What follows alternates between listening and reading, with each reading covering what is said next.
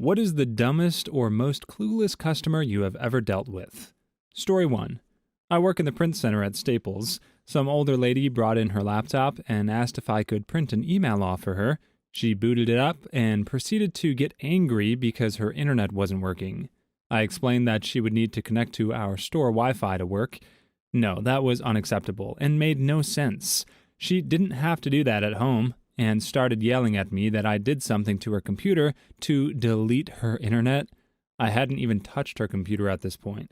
She pushes her laptop toward me and says, "Fine, you do it then." I connected her to our Wi-Fi. Oh God, her computer was a mess. Her desktop was completely covered in icons, and gave it back to her so she could get into her email. "See, this is my internet, I told you." She half mumbles this in irritation. Now she doesn't know where her email is. Usually it's automatically on there. I ask her what email she uses, Gmail, Yahoo, Hotmail. She looks at me like I'm stupid. What does that matter? At this point, I'm getting ticked off. I have several other customers waiting on me. I messed around on her bookmarks, hoping that it was there somewhere. Thank God it was. I connected her to the Comcast email site. She doesn't know her freaking password. After a few botched password guesses, she decides to call her son to ask him. I help the other customers while she does this. I come back and she gives me the correct password. I got her email. She doesn't remember which email it was. I'm going one by one in her inbox. Nope. She then tells me it was from a few months ago. Are you kidding me? I had to sift through 3 months of spam to find it. It was an expired spa coupon. I pointed out that it was expired, and she waved it off and told me to print it out. I explained that I would need to transfer it to a flash drive to print off from our computer. She tells me that it should print off from her computer. That's what it does at home. I have a headache at this point. Then the Windows Update thing pops up. I ignore it while I'm trying to transfer the file over. What are you doing? You can't ignore that. She pulls the laptop toward her and presses Update, which requires it to shut down. No, she didn't postpone it for 4 hours. She does it for right now. I am ticked off at this point. The computer turns off and she turns it back on and lets the 100 plus updates proceed. She's there for at least another hour letting it update before giving up and leaving. She didn't even get her freaking coupon. Too long didn't read. Old people really do suck with computers. Story 2. I once had a customer service rep call me to the front of the store because a couple were screaming at her, saying that I sold them the wrong game for their console.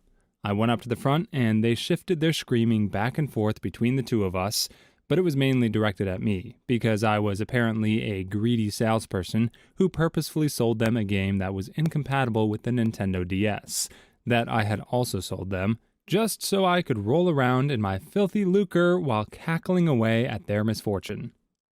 Anyway, in between the yelling, I managed to glean from them that their issue was that the game cartridge wouldn't actually fit into the console. So I picked up the game cartridge and slid it into the machine with no problems. They both shut up and stared at it for a second. The wife began to yell at me again, something about tricking them and making them look bad, while the husband shushed her and apologized. He explained that they had gone home and handed the whole lot to their 4-year-old to figure out, but the 4-year-old kept trying to put the cartridge in backwards. Apparently, it never occurred to them to look into the matter themselves, as their toddler had things well in hand, and the obvious conclusion was that I had sold them the wrong thing, on purpose. Story 3. One time after ringing up a customer, I told him his total. He said, "Okay," and just sat there, expecting me to do something else. I waited a few seconds and said the total again, and asked if it was going to be cash or credit. He looked at me like I had 2 heads. I waited again and said, "Are you going to pay for all of this, or were you just wondering how much it costs? Happens a lot more than you think." He gets all huffed up and says in a loud voice, "I was waiting for you to tell me the total." I was stunned and really was at a loss for words.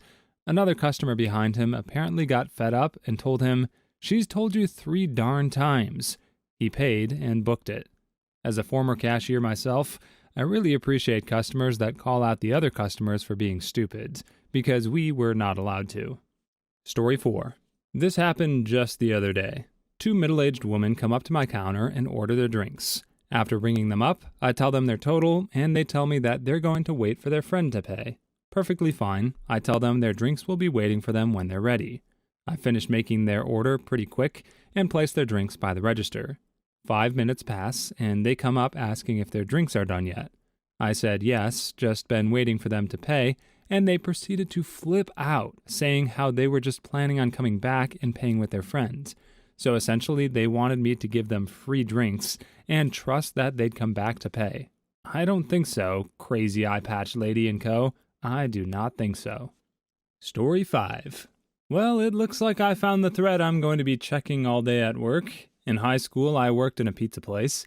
An elderly woman called in one day and said that her grandkids were coming for the weekend, and their mother had suggested pizza for dinner. She called us up and asked, "What exactly is pizza?" This led to a 40-minute phone call in which I tried to explain all this to someone who lacked even a basic concept of what pizza was. This included how you order, explaining each individual topping, popular combinations, and how to serve it to the kids. When she came in to pick up her order, she still looked completely confused by what a pizza was. She kept peeking into the box to try and figure it out. Please like and subscribe if you've made it this far. I hope you'll enjoy the rest of this video and have a wonderful day. Story 6. When I worked at a pizza place, I used to just give people coupons without telling them. Pizza is way too expensive, and I was not fond of being yelled at for the prices I have no control over. So I would just punch in a coupon code to drop their price whenever we were busy. Occasionally, I would get yelled at by the customer for doing this. "Why is the price different from normal?" "Ma'am, we are really busy right now, so I gave you a discount because your delivery will probably be on the upper end of an hour." "Well, that's BS. You messed up the order." "Fine, here, your order is $20 more now. Are you happy?"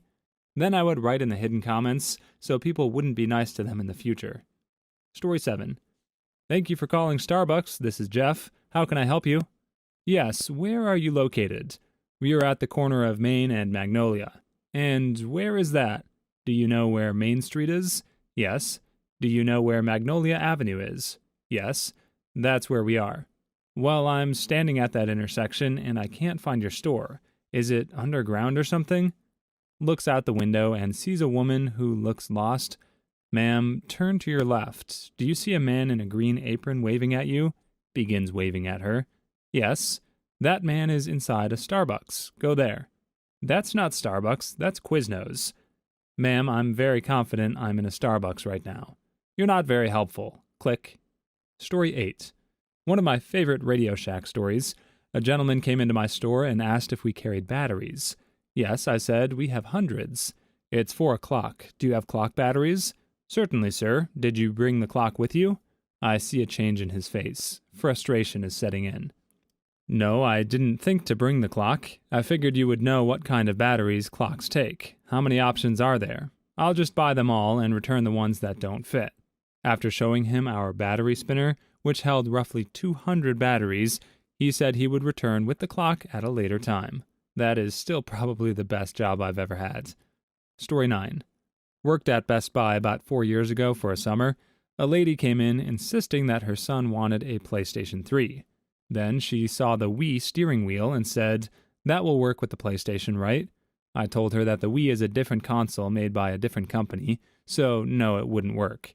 She snidely says, "Oh, so I have to buy a whole different console from you guys just for it to work? Typical." Then she adds, "But you gotta make a commission somehow, right?" and walks away. I hate when older technologically illiterate people get frustrated with their lack of knowledge and then start blaming the system, or in this case, hungry salespeople. Story 10. I used to work at Radio Shack, and I had a lady come in and ask for a radio capable of getting broadcasts from the Middle East. I showed her a few, she purchased it, and asked me to help her tune it. I found some stations from various Middle Eastern sources, tuned them as she stood there with this puzzled look on her face. I asked what was wrong, and she looked at me with this seriously grim expression and said, "How am I supposed to track terrorists if they don't speak American?" Without speaking, I refunded her money and went on the only smoke break I've ever taken. I don't smoke, so I just ate French fries.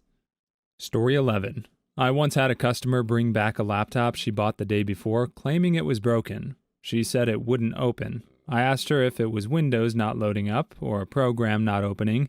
She said the laptop itself wouldn't physically open. I took it out of the box, opened it up, and just looked at her. Her mouth fell open. She looked at me and said, "Oh, it opens that side. My sister tried for an hour to open it up last night and couldn't. She had been trying to open it from the hinge side." Story 12. Back in my Best Buy days, a woman came in complaining that her iPod had a virus. I turn it on and it's working fine. She says it only appears when she connects it to her PC. So I hook it up to our machine.